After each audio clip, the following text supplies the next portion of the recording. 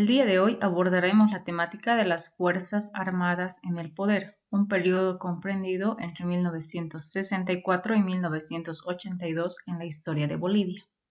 Para comprender mejor este periodo de la historia, tenemos que considerar que el mundo vive la etapa de la Guerra Fría, donde se encuentran enfrentadas dos potencias, Estados Unidos y la Unión Soviética. En Bolivia, el golpe de Estado de 1964 dio lugar al cambio de un gobierno civil a otro detentado casi exclusivamente por militares. Continúa la orientación estatista y de capitalismo de Estado surgido en 1952. Por tanto, entre 1964 y 1982, Bolivia vivió una difícil etapa de gobiernos militares dictatoriales, quienes accedieron al poder a través de golpes de Estado y fueron resistidos por amplios sectores de la sociedad que lucharon por recuperar la democracia. La doctrina de seguridad nacional tuvo un carácter anticomunista e impulsó la represión en el interior de cada país para evitar experiencias como la cubana. En la etapa de la Guerra Fría, a fin de evitar hechos como los que habían sucedido en Cuba, Estados Unidos esbozó la llamada Doctrina de Seguridad Nacional, que estaba destinada a convertir a los ejércitos latinoamericanos en fieles guardianes del capitalismo y en represores de los grupos comunistas. Siguiendo la política de intervención, Estados Unidos impulsó el derrocamiento de gobiernos débiles y la instauración de férreas dictaduras que garantizaran la lucha contra el comunismo. En Bolivia, este proceso inició a fines de 1964.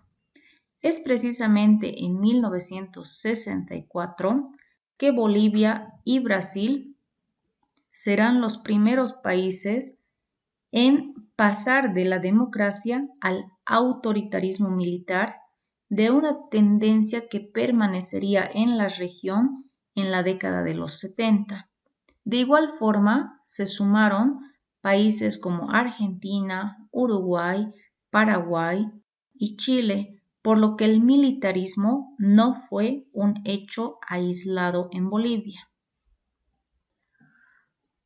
Haremos referencia al gobierno de René Barrientos Ortuño y el inicio de la era militar en nuestra historia.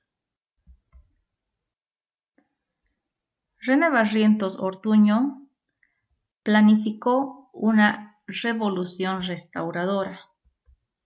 Para esto planteó el denominado Sistema de Mayo, que era un conjunto de medidas económicas, políticas y represivas en su gobierno.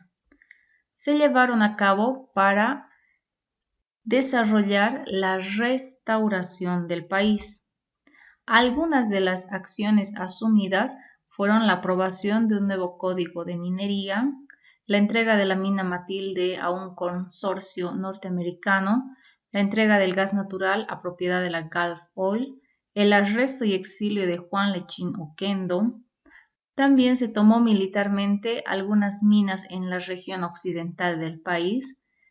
Existió la persecución y el asesinato de varios dirigentes sindicales. Barrientos era oriundo de Tarata, Cochabamba, un hombre carismático que hablaba quechua y se había ganado el favor de los campesinos. El gobierno de Barrientos puso en pie el llamado Pacto Militar Campesino, que estaba destinado a asentar su gobierno en la amplia masa campesina existente en nuestro país. El gobierno de René Barrientos Ortuño representó un régimen antiobrero. Se reprimió duramente a obreros y estudiantes, pues constituían el enemigo interno de acuerdo a la doctrina de seguridad nacional. La represión más terrible en el gobierno de Barrientos fue la masacre de San Juan, que se produjo en Catavi durante la noche de San Juan el 24 de junio de 1967. El ejército atacó el centro minero del siglo XX, donde había un ampliado de mineros para tratar problemas laborales y políticos. Con el pretexto de que se trataba de un foco subversivo, el resultado fue más de 30 mineros muertos. Si hablamos de Barrientos, tenemos que hacer referencia a la apertura de la economía en Bolivia a capitales extranjeros. En 1965, el gobierno promulgó una ley de inversiones extranjeras, por la cual la Philip Brothers logró la concesión de la mina Matilde para la explotación de zinc y la Gulf Oil pudo renovar su contrato y aumentar la producción y exportación de petróleo. En el gobierno de Barrientos también se desarrolló una asamblea constituyente. Una de las medidas más importantes del gobierno de Barrientos fue el establecimiento de esta asamblea en 1967, de la cual emanó la Carta Magna que guió los destinos de la nación hasta 1994, por lo que estuvo vigente esta constitución por más de 27 años. Se trataba de la 15ª Carta Magna en Bolivia. Entre sus aspectos resaltantes se eliminó la doble nacionalidad española y latinoamericana, también se eliminó las milicias populares y la reelección inmediata del presidente, y otras medidas de importancia para el país. Paradójicamente, esta constitución política fue aprobada en un gobierno militar dictatorial y siguió vigente hasta la etapa democrática de nuestro país en 1994.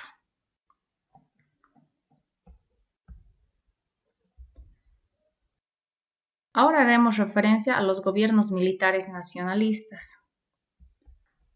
Luego de varios hechos de violencia y de derrocar a la guerrilla del Che Guevara, Barrientos falleció en un accidente aéreo no esclarecido. Tras su muerte, asumió el poder el vicepresidente Luis Adolfo Siles Salinas, quien fue derrocado por un golpe de Estado en 1969 por el general Alfredo Obando Candia. Alfredo Obando Candia sostuvo que su gobierno implementaría un modelo revolucionario nacional destinado a defender los recursos naturales del país y a consolidar el desarrollo y la independencia económica de Bolivia. Por ello, tenemos que hacer referencia a la nacionalización de la Gulf Oil Company. La medida más importante del gobierno de Obando Candia fue precisamente la nacionalización de esta empresa norteamericana, cuyo protagonista fue el ministro de Energía e Hidrocarburos en aquel entonces, Marcelo Quiroga Santa Cruz, quien junto a Sergio Almaraz Paz llevaron a cabo este hecho importante para nuestra historia, que se produjo el 17 de octubre de 1969, fecha que se bautizó como el Día de la Dignidad Nacional. Esta medida significaba para nuestro país la recuperación estatal de la producción de gas. En 1969 se nacionaliza la Gulf Oil y se anula el Código del Petróleo de 1955, el denominado Código Davenport. Se establecía a partir de ese momento relaciones económicas con la URSS. Paralelamente, se retiró las tropas de los centros mineros y se propició una apertura política a legalizar a la Central Obrera Boliviana y a la Federación Sindical de Trabajadores Mineros de Bolivia. Todos estos cambios fueron muy aplaudidos por trabajadores y universitarios, pero inquietó a los sectores conservadores del país y a sectores del ejército, que fueron retirando su apoyo al gobierno. Haremos referencia al gobierno popular de Juan José Torres. Debilitado y lejos del apoyo de la ciudadanía y de las propias Fuerzas Armadas, el general Obando Candia renunció a la presidencia el 6 de octubre de 1970. El 7 de octubre se hizo del poder el general Juan José Torres, vinculado a posiciones progresistas y de izquierda. Su gobierno se cimentaba en 4 pilares: los campesinos, obreros, universitarios y militares revolucionarios.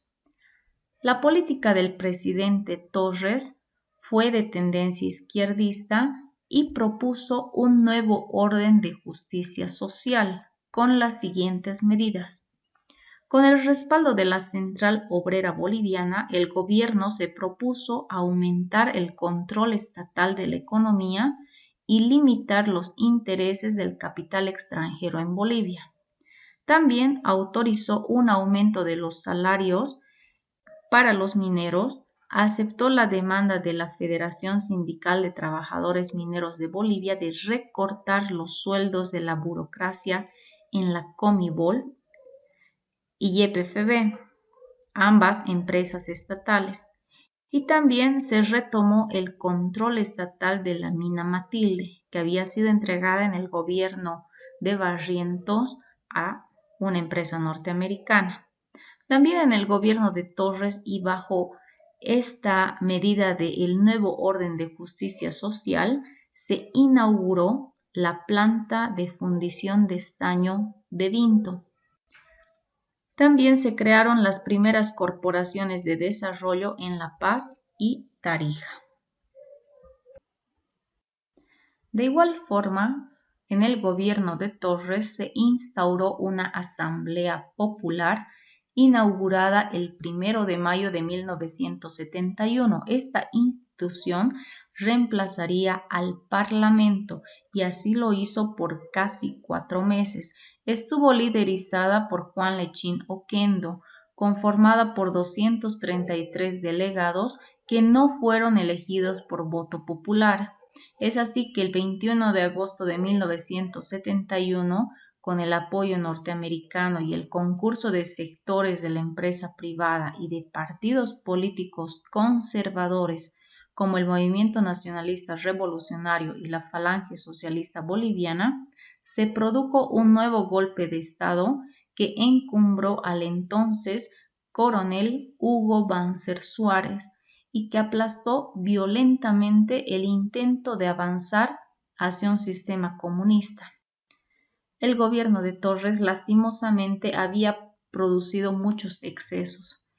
Se habían producido incautaciones, expropiaciones y toma de edificios, por lo que no toda la sociedad estuvo conforme con su forma de gobernar.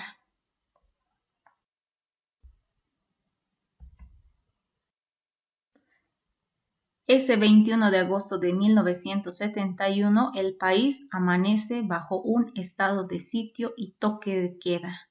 Los cuarteles militares se convirtieron en cárceles políticas. Se asesinó, torturó, apresó y exilió a dirigentes políticos, sindicales, universitarios.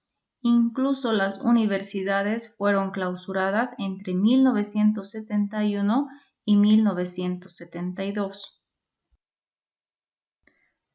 Ahora resaltaremos algunos aspectos importantes dentro de lo que fueron los 7 años de gobierno de Hugo Banzer Suárez. Las deudas contraídas por los agricultores cruceños tuvieron que ser pagadas por el Estado, por lo que se observa un aumento de la deuda externa de Bolivia en esta etapa de la historia. Se intervino las universidades, proscribió los sindicatos y dio cárcel, exilio y muerte a la dirigencia de la izquierda, esto en cumplimiento del Plan Cóndor, por lo que se suprimieron todas las libertades civiles. También en esta etapa del gobierno de Hugo Banzer Suárez se produce el auge de la industria de la construcción. Se desarrollaron proyectos camineros como la carretera La Paz-Beni, la autopista La Paz-El Alto. También se adquirieron aviones para el Lloyd Aéreo Boliviano, la empresa de aviación estatal en aquel momento, y se produjo la modernización de la empresa de telecomunicaciones, Tentel. Se produce el denominado milagro económico. Esto debido al aumento del precio de los minerales y del petróleo en el mercado internacional.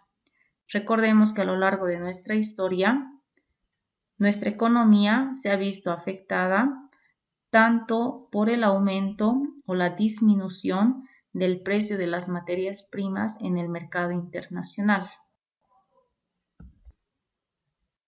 Juan Pereda Asbun derrocó a Banzer Suárez y gobernó el país durante 3 meses. David Padilla Arancibia convocó en 1979 a elecciones. Walter Guevara Arce estuvo en el poder durante 3 meses. Alberto Natush Bush ingresó por golpe de Estado, pero tuvo el rechazo de la Central Obrera Boliviana, quien decretó en aquel momento en el país una huelga general y bloqueo de caminos.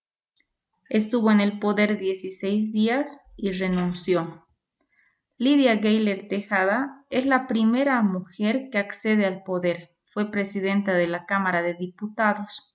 Se realizó en su gobierno las elecciones de 1980.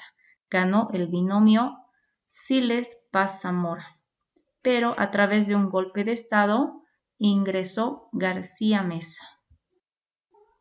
Ahora haremos referencia al gobierno de Luis García Meza, el gobierno de la inestabilidad y violencia. Para llegar al poder, perpetró una serie de atentados terroristas, entre los cuales fue asesinado el sacerdote y periodista Luis Espinal. Después del cuartelazo, los golpistas de García Meza tomaron la Central Obrera Boliviana y dieron muerte a Marcelo Quiroga Santa Cruz y a otros líderes políticos. También en su gobierno se clausuró las actividades políticas y sindicales, se estableció una total censura a la prensa y se impuso un clima de terror. La situación económica se hacía cada vez más difícil. Se había producido la caída del valor de las exportaciones por el descenso de los precios en el mercado mundial. También existió una mala administración de las empresas estatales. También se produjo la suspensión de las libertades ciudadanas y la permanente violación de los derechos humanos, tanto así que el ministro del Interior, Luis Arce Gómez, indicaba andar con el testamento bajo el brazo. Se utilizó en su gobierno los bienes del Estado para propiedades privadas. Se produjo la compra fraudulenta de maquinaria para yacimientos petrolíferos fiscales bolivianos. En su gobierno se realizó la firma con una empresa brasileña, la Rumi Limitada, para la explotación de las piedras semipreciosas de propiedad estatal en La Gaiba, Santa Cruz. También el narcotráfico gozó de la protección del Estado. Durante el gobierno de García Meza se generaron cuantiosas fortunas en favor de connotadas autoridades de gobierno. Las evidencias de la vinculación del régimen de García Meza con el tráfico de cocaína determinó que Estados Unidos retirara su ayuda financiera a Bolivia. García Meza renuncia al poder. Consecuencia de sublevaciones militares, el 4 de agosto de 1981, Luis García Meza fue reemplazado por una junta militar que entregó el gobierno al general Celso Torrelio Villa, quien a su vez, el 21 de julio de 1982, fue sustituido por el general Guido Vildoso. Al general Guido Vildoso le tocó la tarea de abrir el periodo democrático en nuestro país, convocando a los diputados electos en 1980, con el fin de decidir el futuro de la nación. De esta manera, hemos resaltado los aspectos más importantes de esta etapa funesta en nuestra historia latinoamericana, la etapa de las dictaduras. Nos hemos centrado en los hechos producidos en nuestro país, Bolivia. Hasta una próxima oportunidad.